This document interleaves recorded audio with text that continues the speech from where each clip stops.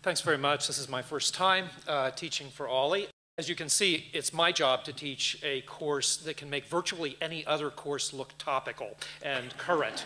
We'll be reading two really big books. The Aeneid, Virgil's epic of the founding of the Roman Empire, written the 1st century BC, and the first 2/3 of Dante's Divine Comedy, the astonishing vision of the afterlife that Dante wrote shortly after the year 1300. The best way to explain why I am combining these two works might be simply to tell you how Dante's begins, or to remind you, since most of you probably know this. Or at the very beginning of Dante's poem, he says that he was lost in a dark wood, couldn't find his way out. He runs into somebody that he does not recognize. All he can see about him at first is that he seems to be hoarse or faint through long silence, per lungo silenzio.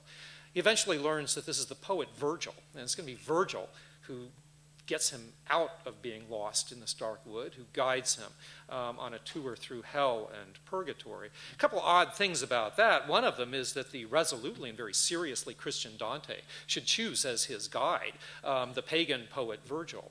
But an even stranger thing is that he talks about Virgil being silent. Virgil was the one author whom everybody who could read read in the Middle Ages. Everyone who was formally educated had read Virgil. Why talk about him as being silent? Well, clearly Dante's point is that he might have been read, but that his voice hadn't sounded. He had been inert, that a book that was terrifically alive had been treated as if it was dead. I know what Dante's talking about. I think we all know what Dante's talking about. We've all had the experience of picking up a classic work, a great work, and having it simply not speak. And there are a lot of reasons, I think, why we can experience that. One of the ways, I think, of discovering what the seriousness, what the trenchancy and vitality and liveliness of these works is to watch one great author reading another. And that's what we're going to be doing in the Dante and Virgil course. We're going to be seeing how Dante reads Virgil, how Dante encounters Virgil as something that is imaginatively and intellectually unbelievably audacious, and manages to create, in response to that, an equally audacious work of his own. I hope I can see some of you there. Take care. Thank you, Steve.